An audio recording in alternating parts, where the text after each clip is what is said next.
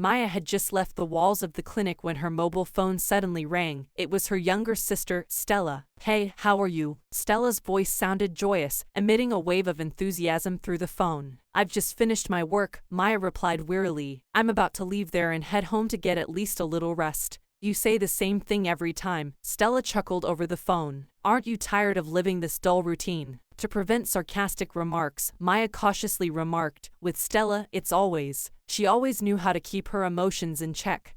But lately, due to increased workload and unstable family circumstances, Maya felt like her nerves were on edge. "Aren't you tired of saying the same thing to me?" Maya sat behind the wheel of her car and started the engine. "Sorry, I haven't even parked yet. I'll just have a mini nap before going to sleep under the covers." "Sorry, I didn't mean to upset you." Now Hannah spoke in a softer tone. "I just have a request for you." "I knew it," Maya thought with irritation. Then she turned on the heating in the car. In mid-October, by 7 in the evening, it became terribly dark and cold outside, clearly not encouraging any activity except for getting cozy and relaxing. "Maya, it's about money again." Hannah grumbled discontentedly. "I haven't asked you for money several times already. Where do you get such thoughts? I wanted to ask you for a suitcase. Could you lend it to me for a week, maximum 10 days? And by the way, are you going somewhere?" The older sister inquired, more out of politeness than genuine curiosity. "Yes, I'm going to fly to the seaside," Hannah replied joyfully. "Unlike you, my plans aren't just about work and home.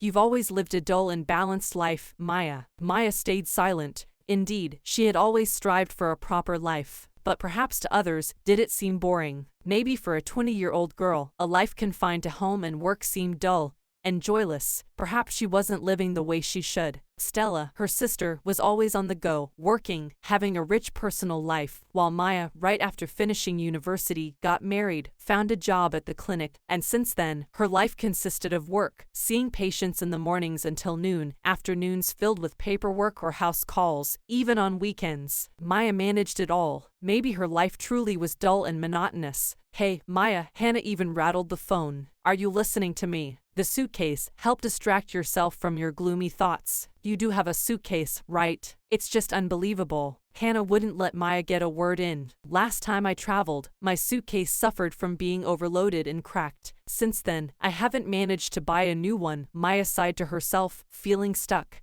"You travel to resorts several times a year, and yet you can't buy a suitcase even between trips." Maya suddenly realized and reproached herself for being too harsh on her sister. After all, Hannah wasn't to blame for Maya's preference for work over leisure, and for not allowing herself regular trips to the seaside. When Hannah interrupted Maya again, "So, can I pick up the suitcase from you?" "Anytime," her sister happily replied. "Even tomorrow." "Got it. So today is definitely not good, right?" "Yes, better tomorrow after lunch. Saturday, after I finish family consultations at the clinic. By 3 o'clock, you can come, it'll be great." "Thank you, sis." Hannah chuckled involuntarily, anticipating the upcoming trip. Autumn had arrived in the city, and she was about to head to a warm country, enjoy the warm sea, and not freeze in the city until the heating was turned on. Maya returned home closer to 8 in the evening. Quietly slipping into the empty apartment, she groped for the switch in the hallway and finally turned on the light. Weary, she sank onto the bench near the entrance, stretched out her legs, and sighed heavily. On evenings like these, it was particularly lonely when Luke was delayed at work, and Maya had to return to an empty and gloomy apartment.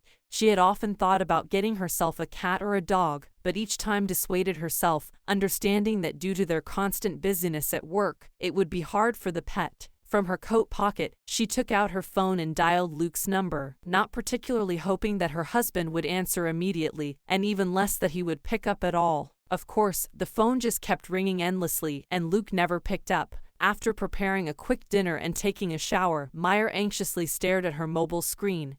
Her husband didn't call, he didn't even send a message. Based on her experience, she understood that hoping for a call from her ever-busy husband was futile. Luke, the head of the gynecological department at the regional hospital, was engaged in work around the clock. He could be in urgent surgeries, mandatory conferences requiring his immediate presence, or during important meetings. Maya had long been accustomed to her husband always being occupied. She didn't complain or express any discontent about it. As Maya was drifting off to sleep in bed after a hot shower and dinner, she heard her phone ringing. You called? I'm just leaving work, came through the receiver. Maya abruptly snapped out of drowsiness and glanced at the wall clock. It was already 11 in the evening. Luke, I fell asleep, but I'm waiting for you. I don't need to reheat dinner, I've already eaten at work. We had a conference, and everyone got hungry by this time. We decided to order pizza, so maybe you shouldn't worry about food, Maya suggested, feeling relieved. Upon her husband's arrival home, Maya began to feel a headache. After waiting for Luke, she immediately fell asleep without delving into the reason for the late conference. The next morning, upon waking up, she discovered that her husband was no longer at home. Despair and sadness overwhelmed Maya. She had breakfast alone, glanced out the window, and then began to prepare for work at the private clinic where she had been working for over 5 years. Maya worked as a therapist at the city clinic and also saw patients at private clinics. She derived immense satisfaction from her work, especially enjoying seeing the results of her efforts and hearing words of gratitude from her patients. Despite all the difficulties, Maya always left work feeling content with herself and her productivity. As for her personal life, things proved to be much more complex. Maya's husband, Luke, was older than her and had been leading the gynecological department at the regional hospital for 15 years.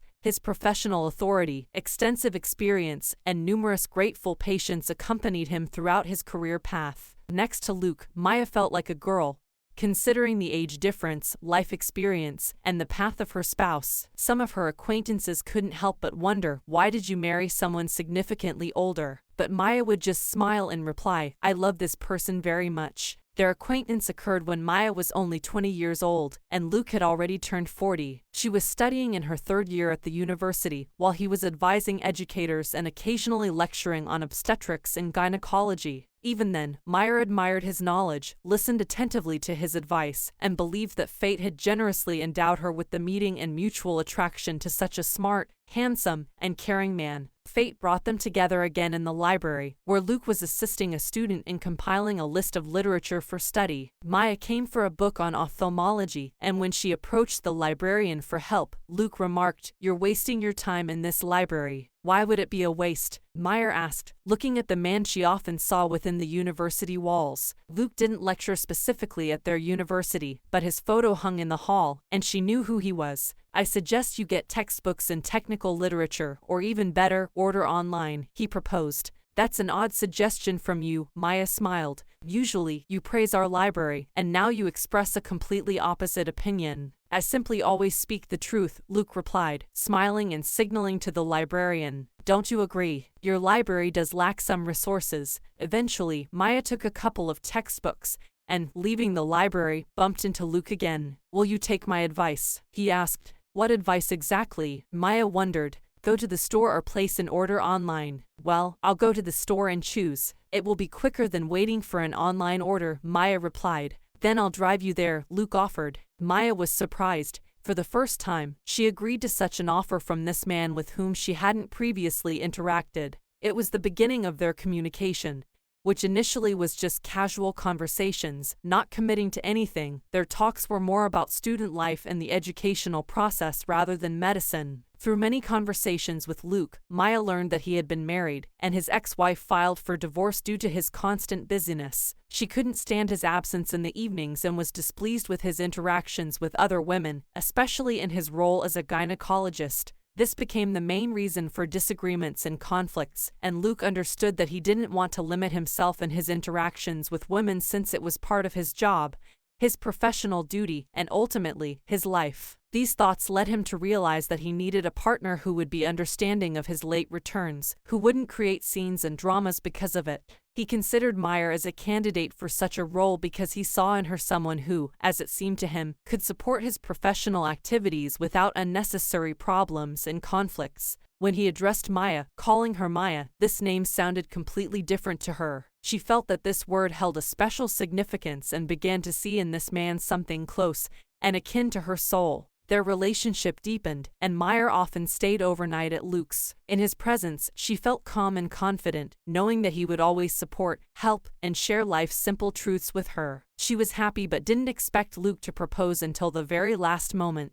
When Maya returned home to her parents in a small provincial town located 250 kilometers from the regional center where she studied, she did not hide the truth about her relationship with a man who was almost twice her age. Her story provoked dissatisfaction and various reactions within the family. "Have you lost your mind, my girl?" exclaimed her mother, her eyes widening as she grasped her head. "You're only 23, and he's already 43. That's almost an entire generation's difference," expressed her feelings indignantly. Maya's father also didn't approve of his daughter's choice, but he approached Maya's feelings with understanding. "Lucy, why get so upset?" intervened the father. "There are many couples in the world where the husband is significantly older than his wife. It's better than if it were the other way around, and Maya could have fallen in love with someone older than her." "Luke isn't an old man," intervened the mother. "He's mature, wise, with vast experience, and what a doctor he is." "I'm glad Maya met such a talented physician," she said, but still expressed her concerns about the significant age difference. "But not 20 years, Nicholas. That's too much, Nicholas," she added, voicing her doubts. Nicholas just snorted without saying anything more. Over time, Maya boldly expressed her thoughts about her daughter's choice.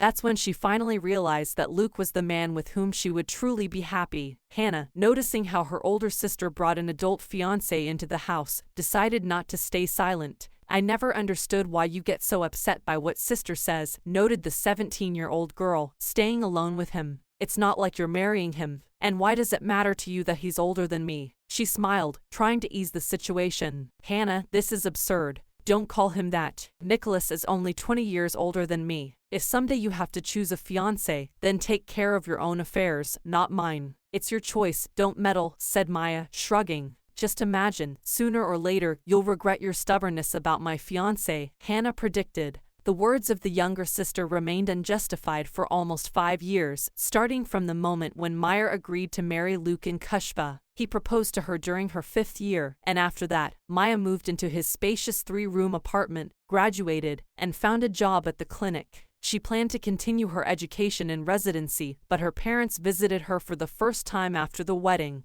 The parents, seeing how well their daughter's life had turned out, did not voice any protests. "First impressions can sometimes be deceptive," Lucy chuckled, surveying the spacious 3-room apartment in the city center. "Your Luke turns out to be quite decent. He not only paid for the wedding but also welcomed you into his life. He's a good man, dear, hold on to him," she advised. "I understand," smiled Maya. She felt love, happiness, and readiness to overcome any difficulties. Her profession as a doctor brought her satisfaction, and she believed she had found her true calling. However, Luke's constant persuasions regarding residency were troubling her. "You're enjoying your work as a therapist," he asserted. "You're excelling, the job brings you joy. Why spend time on further education?" Maya didn't argue with her husband. His opinion always mattered most to her. After several months of contemplating the future, she decided to continue working as a therapist in an ordinary clinic. Her friends sitting nearby shrugged when she explained her choice to forego further education. Once, one of her former classmates asked,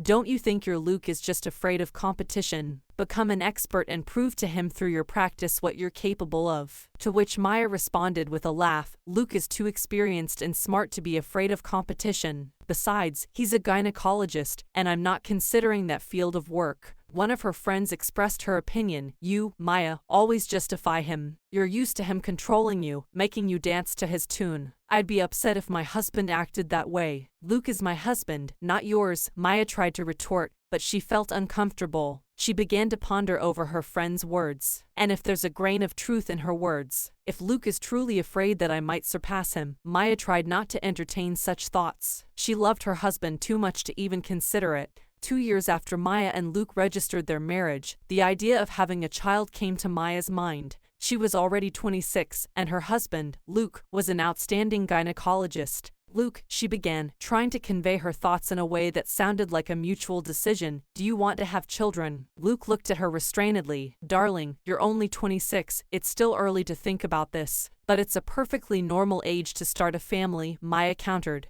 "You yourself don't have children from your previous marriage yet. Maybe it's time to become a father." Maya's voice sounded hopeful and anticipatory. She could barely contain her emotions. As for Luke, he seemed not particularly interested in the role of a father. "It's still early, focus on your work," he remarked. "But how can I progress in my career if I remain a simple district therapist?" You initially discouraged me from further education, and now you're discouraging me from having a child. Maya spoke with a hint of hurt in her voice, feeling vulnerable under her husband's stern gaze. Maya, not now, said Luke, as if considering the topic closed. Not wanting to argue with her husband due to his authority, Maya decided not to bring up the subject anymore to avoid causing him displeasure. She made a promise to herself. Lucy, Maya's mother, wasn't afraid to ask her eldest daughter such challenging questions. "What about children for you and Luke?" she asked once. This question was painful for Maya, and she felt discomfort hearing it. She and Luke no longer discussed the possibility of parenthood.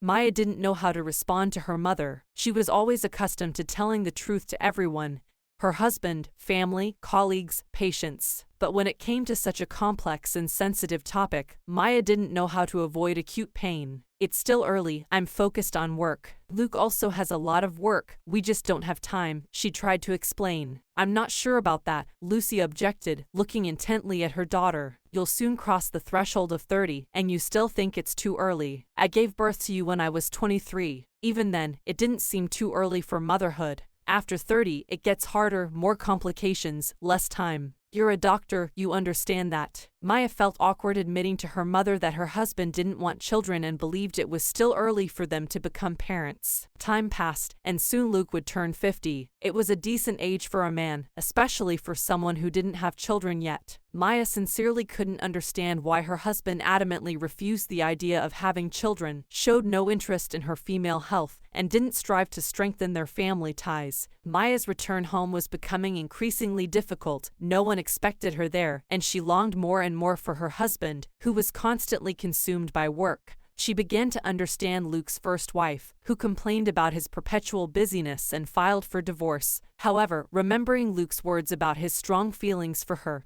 and his dedication to work, she pushed away thoughts of possibly feeling hurt by her husband. After calming down a bit, she decided not to torment herself anymore. Consciously, Maya chose to be the wife of the department head at the regional hospital, realizing that it came with constant absence from home. When she was at the private clinic in Perm, she dialed her husband's number. "Are you still at the hospital?" she asked, anticipating the answer. "I'm already home, I've prepared dinner," replied Luke. But Maya's heart sank at the thought that her husband seemed to prefer being at work rather than at home. "You surprised me," she said, trying to hide her feelings. "Well, when you come home, you'll find out," joked Luke. "Maybe I have a surprise for you." Maya trembled at the thought of how wonderful her husband was. Even with their rare meetings, she always considered him the best man in the world. Upon arriving at the apartment, Maya heard Luke's voice and a woman's laughter. At first, she couldn't understand where the laughter was coming from, but soon recognized it. It was her younger sister, Hannah, who was supposed to pick up her suitcase. However, usually, her sister would warn about her arrival or call, and now she came unexpectedly. "Hi, Hannah," Maya replied, attempting to conceal her irritation. "I'm sorry if I didn't call. There were just a lot of things going on." Hannah didn't move, maintaining her position in the kitchen. "Oh, come on, no need to apologize," she smiled.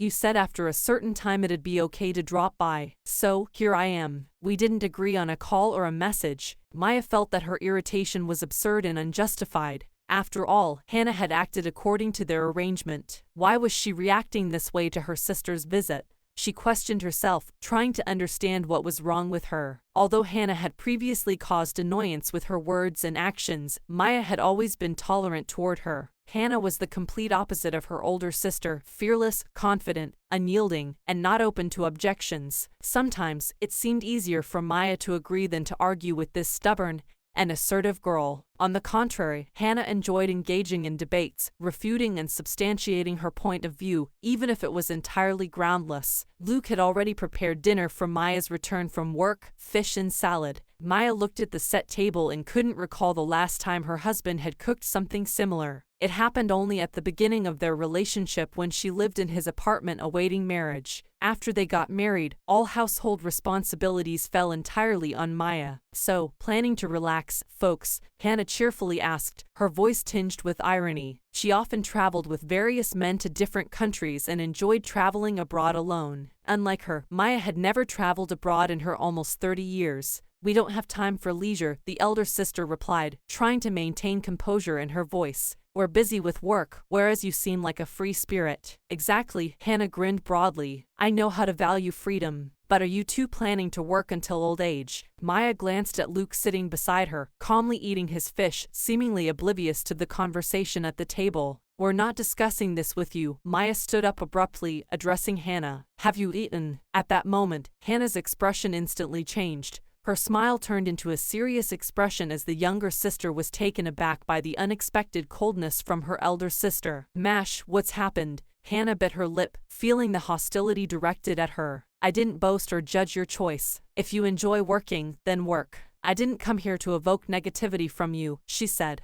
Ally, come here, take the suitcase, get ready for a trip. I only have tomorrow off, and I'm very tired. I want to relax, even just for this day. Hannah was clearly hurt, briefly thanked Luke for lunch, took the suitcase, bid a farewell to Maya, and left the house. Maya, why did you do that? What happened? Did she do something to you? Asked Luke, who had been silent and neutral earlier. I'm just drained and tired, replied Maya. I wanted to spend this weekend with you, and then Hannah comes with her stories of carefree living. Luke smiled. Are you envious of her or something? Maya felt a shiver down her spine. Her husband, who had always displayed independence and indifference to others' feelings, suddenly asked a strange question that puzzled her. Really, could this be envy? Previously, Hannah had envied her older sister, having things that she didn't. She was more attractive and attracted more men than Maya. Maya had always been ahead, but by the age of 30 she had slowed her pace, and Hannah began to surpass her in the quality of life. There was no difference in their jobs,